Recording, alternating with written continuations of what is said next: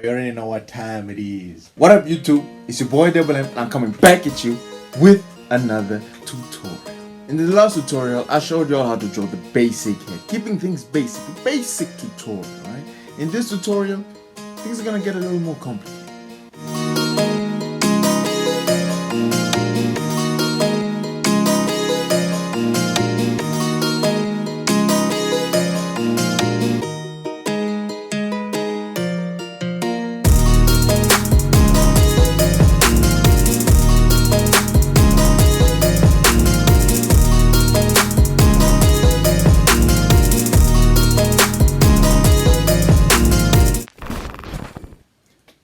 This time, we're diving into the form of the head and the different planes on the head. The last tutorial helped a lot to get that basic shape of the head. So if you have not watched the tutorial, I suggest stopping this one right here. Go and watch that one.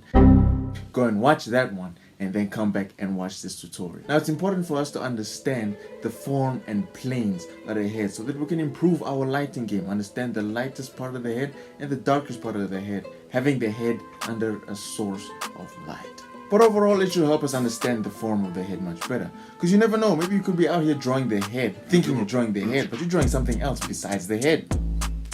Now, jumping straight to the tutorial, what we have on the screen is a front, 3/4 and side view of that simple basic head shape that I showed you guys how to draw in the last tutorial. Once again, if you have not watched it, stop the video right here, go and watch that tutorial and come back. Because you have done that, you understand that the basic shape, the most basic 3D shape to represent the head that we've been using is the sphere. It's not exactly a sphere, but it's a sphere, just so we can get the idea that we're drawing the head. Now, like with the basic shape that I showed you guys how to draw in the last tutorial, I'm gonna start cutting off at this sphere so that I can show you the first few planes that are observed in the head. So from this point, this is where I need your focus. This is not the type of tutorial, this is not the type of video where you can be doing something in the background. I need all your focus. There's a chunk we're cutting off this sphere for the first plane of the head. And those that watch Attack on Titan will understand that type of chunk that we're cutting off, or will understand it better. Now don't worry, there are no spoilers in this video, but the way to cut off the chunk off of this sphere is the same way you would kill a Titan in Attack on Titan. The specific way you would cut at the nape of the neck of a Titan. Honestly, as an anime fan, this is the first thing that came to mind to find a way to explain this. But for those that don't really watch anime, or don't watch Attack on Titan at least, think of it like cutting off the slice of an orange. That's how the cut off chunk is gonna look at a front, 3/4 and side view. I want you guys to keep that greater than sign in mind. We're gonna come back to it later in the tutorial. Now, jumping from our sphere to our actual head shape, we're gonna cut that chunk, we're gonna cut that nape, that Attack on Titan nape, that orange slice off the head where the eyes are sitting right there. Now, because we did it on a sphere, it's going to actually look more like an orange slice, you know. But let me explain why it looks less like an orange slice on the actual head shape. There are points on the head that gives it more of a jagged edged look. This is also where that greater than size comes into play, because that greater than size has 3 of those important points. The first point is that top furthermost corner of the eye socket, usually where the end of the eyebrow is. The next point is the furthermost of the eye, next to the corner of the actual eye itself. And then that last point is the cheekbone. Align these 3 points together and you have that greater than sign. That greater than sign obviously sits on both sides of the head with those 3 points aligned. Now that 4th point sits at the center of the nose. Align all those points together and you have this chunk cut out of the head shape. From the corner of the eyebrow to the corner of the eyebrow, from the corner of the eye to the corner of the eye, and from the cheekbone to the other cheekbone, going through that point at the center of the nose. Those are the first 2 planes of the head. Now the next plane is a simple one. It's just a box for the chin. Now the next plane actually takes us back to our previous tutorial.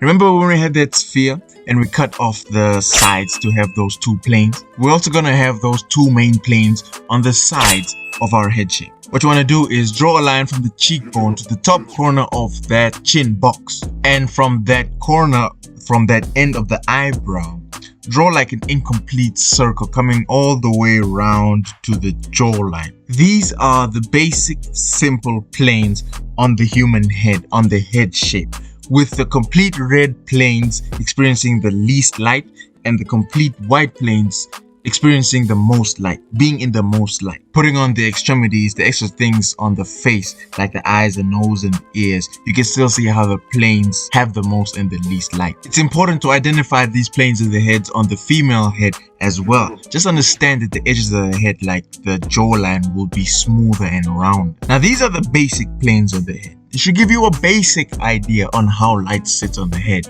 That's the key word, basic, which means to create more defined illustrations and paintings, for example, we need to observe more complex planes on the head. Now, before I show you the more complex planes on the head, right, I need you guys to do a few things. I need you guys, if you're enjoying the video so far, make sure to drop that like and hit the subscribe button if you have not, to join the Double Empire, become part of the Double Empire.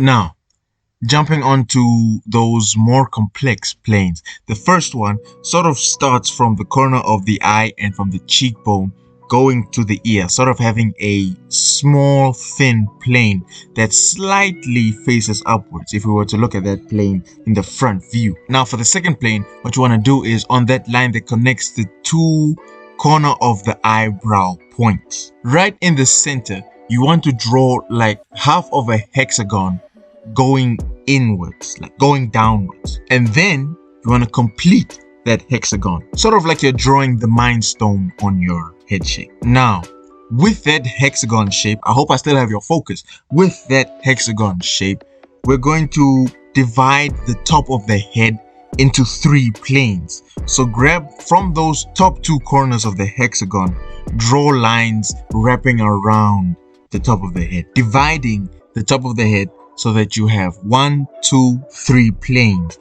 on the top of the head. Now the last plane is just that top part of the chin.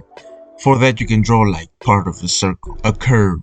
Like I said before, it's important to identify and observe these different planes on all different types of hair. Just understand the differences between the male and the female head. Now, what I want you guys to do now is basically what we did in the video. Have these reference pics, have these pictures from Pinterest or from the internet or from wherever, and draw out these planes so that you understand, that you further understand and memorize the different planes on the head. After enough practice, 9 times out of 10, you won't even need a reference pic. Just draw the head, understand the light source, where it is and how it's hitting the head, and draw the lightest part of the head and the darkest part of the head.